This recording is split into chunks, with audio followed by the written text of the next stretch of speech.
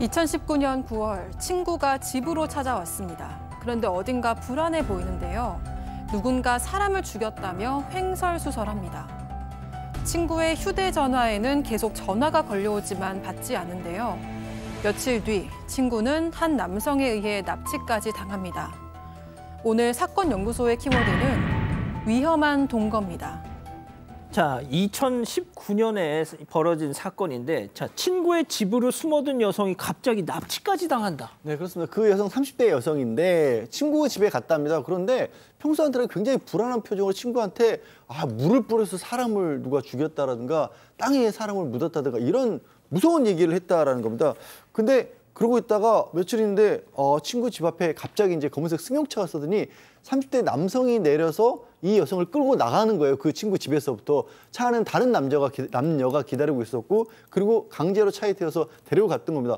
친구 입장에서는 깜짝 놀랐겠죠. 그래서 이 30대 여성이 어머니에게 연락을 했고, 어머니가 이 딸이 납치됐다라고 경찰에 신고를 했고, 다행히 가해자 3명을 또 바로 잡았습니다. 근데 그 얘기 있잖아요. 사람 땅에 묻었다는 얘기. 그거 뭐예요? 네, 경찰이 추궁을 했는데 여성이 되게 불안해했습니다. 온몸을 떨면서 무섭다고 얘기를 했고요. 또 자기도 죽을지 모른다면서 정말 극도의 불안한 증세를 보였습니다.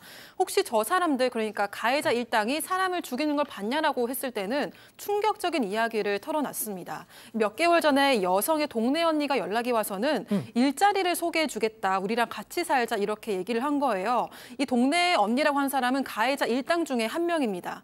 그 후로 여성이 이제 남자친구와 함께 전북 익산의 한 원룸으로 들어갔습니다. 그런데 이후에 소셜 네트워크에서 사람을 구해서 또 다른 룸메이트가 왔고요. 그렇게 해서 이 작은 원룸에 여자 4명, 남자 3명, 또 총 7명이 살게 됐습니다. 그런데 이 모든 건 이제 동네 언니 일당의 계략이었고요. 이 동네 언니의 남자친구는 몸에 문신을 보여주면서 사실 본인이 조폭이고 여기서 계속 살려면 시키는 대로 해야 한다, 이렇게 얘기를 하면서 그 휴대전화를 다 빼앗았습니다. 그리고는 30대 여성에게는 성매매를 시키고 여성의 남자친구에게는 일용직 막노동을 시켰습니다.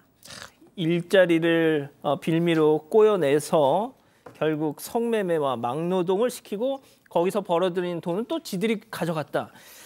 자, 그런데 어떤 또 사건을 계기로 폭행이 시작됐다고요? 예, 그렇습니다. 지금 이제 그 강제로 성매매를 당하는 그 여성 중에서는 그 20대의 그러니까 뭐 20대 초반이죠. 아주 어린 그 여성이 있었었는데요. 그래서 이제 이 과정이 너무나 힘들고 괴롭지 않습니까? 그래서 성매수를 하러 온 그 남성에게 자기를 좀 이렇게 바깥으로 좀 빼달라 이렇게 얘기를 해가지고 그 한 명의 어떤 정보를 갖다가 그 제공을 했습니다. 그 가해자의. 네, 그렇습니다. 근데 이게 어떻게 잘 이루어지지 않고 그게 이제 알려지고 난 이후에 그 바로 이제 20살 된 그 피해자를 세탁기만 있는 베란다에 가두고 그 이유는 일체 베란다에서 나오지를 못하게 했다는 거예요. 그래서 거기에서 밥을 먹고 자고 그 이후에 무자비한 폭행, 그런 가혹행위들이 이어졌다라고 하는데요. 그걸 이제 좀 구체적으로 말씀드리면 뭐 몸에 화상도 입히고 머리카락에다 불도 붙이고 이렇게 하고요. 이 음식 같은 경우도요. 이틀에 한 번씩 요만한 종이컵에다가 맨밥을 조금씩 담아서 주는 것이 다인 이런 그 가혹행위를 하게 됩니다. 그러니까 강제로 성매매를 당했던 20살 피해자가 어떻게든 거길 벗어나고 싶어서 자기 그 성매매를 하러 온 남자한테 그 가해자 일당의 정보를 알려주면서 저 좀 구해주세요 했는데 그게 그놈들 귀에 들어가가지고 저렇게 폭행을 당한 거군요. 맞습니다. 이 피해자 대부분이 지금 말씀대로 지적장애를 좀 앓고 있었고요. 30대 여성, 또 30대 여성의 그 남자친구도 지적장애, 지금 문제되는 20대 여성도 지적장애를 좀 앓고 있었습니다.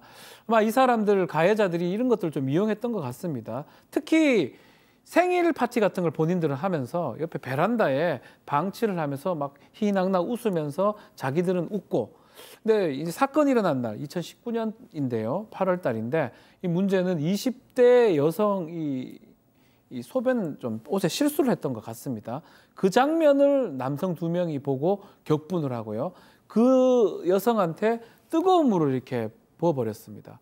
그래서 결국은 물고문 같이 이렇게 된 상황이라서 그 여성은 그 자리에서 사망을 하게 됐고, 20대 여성이 사망하게 되니까 어떻게 이 시신을 처리할지, 피해자를 처리할지 고민하다가 암매장하기로 결정을 했다고 합니다. 자, 그런데 이제 피해자가 이 사망을 한 이후에도 추가적인 또 범행이 있었다고요? 네, 맞습니다. 근데 그 전에 이제 안매장 장소를 고민하던 가해자들은 이 친척들이 살고 있던 경남 거창을 떠올렸습니다. 그곳에 시신을 묻었는데요. 어두운 밤에 남자 3명은 땅을 파고 여자 3명은 휴대전화로 불빛을 비추면서 범죄를 저질렀습니다. 그런데 매장 사흘 뒤인 21일과 22일 이틀 동안 이 거창에 폭우가 쏟아졌습니다. 이 가해자들은 시신이 들킬까 봐 시멘트를 들고 다시 찾아가서 피해자가 묻힌 곳에 이중으로 콘크리트 작업까지 했고요. 그리고 사체 유기 후에 아까 전에 이 30대 여성이 원룸을 탈출해서 친구 집으로 숨었고 결국 모든 사건의 전말이 드러나게 된 겁니다. 20살인 피해자의 부검 결과 이 사인은 외력에 의한 다발성 골절 그리고 장기 손상 등이었습니다. 자, 근데 지금 지금 그자들 뭐 얼굴이 나가네. 얼굴이 나가는 게 아니죠. 자, 그런데 서로 내가 안 죽였다면서 내 탓 공방을 벌였다고요? 네, 그렇습니다. 이제 직접적으로 사망에 이르게 한 주범 2명은 그 이른바 동네 언니라고 하는 사람의 남자친구 그리고 그자의 교도소 동기라는 거잖아요. 근데 저렇게 체포되고 난 뒤에는 서로 내가 죽였다, 네가 죽였다 이렇게 공방을 했다라는 건데, 근데 이 정말 이런 자들이 하는 그런 공통된 행위 같은데 그런 가혹행위를 했을 때 그걸 또 다 휴대전화로 촬영을 했답니다. 그렇기 때문에 증거가 사실상 남아 있었고요. 그리고 그 와중에 뭐 피해자한테 사랑한다, 뽀뽀한다, 여자친구 벌레달라 뭐 이런 얘기까지도 했다라는 겁니다. 진짜 인간이 할 만한 짓이 아니었던 거죠. 일단 그 동네 언니 남자친구라는 자는 무기징역 그리고 그 교도소 동기는 징역 25년 확정이 됐고요. 동네 언니 이 사실을 주도했던 자죠. 징역 8년이 확정이 됐습니다. 자, 교수님, 이 사건 고문에 감금에 살해, 안매장 뭐 죄목이 한두 가지가 아닌데 참, 그러니까 지들은 생일 파티하면서 이 피해자들은 베란다에 가둬놓고 그 창문 너머로 덜덜덜덜 떨면서 그 모습을 보고 있었던 거잖아요. 그러니까 이제 보통 일반인들 같은 경우는 어떻게 인간의 탈을 쓰고 저런 행동을 하느냐라고 이렇게 그 생각을 하시는 게 그 정상적이지만 사실 이게 인간의 잔혹성의 특성이 있습니다. 가해자나 피해자나 이 어떤 가혹성에 있어서의 강도가 점점점 심해지고 그리고 그 어떤 그 과정, 이 시간이 장기간에 걸치게 되면 아예 그런 어떤 느낌이 전부 다 무뎌지는 그런 특성을 갖고 있다는 거죠. 그래서 또 일단 이렇게 하다가 어느 순간에 바로 이 피해자가 딱 사망을 하게 되면 그때부터는 이 자신의 어떤 그 이 범죄 행동을 뭔가 은폐를 하기 위해서 수단과 방법을 가리지 않고 예컨대 안매장을 한다든가 하는 그것이 통상적으로 이런 종류의 범죄에서의 아예 수순입니다.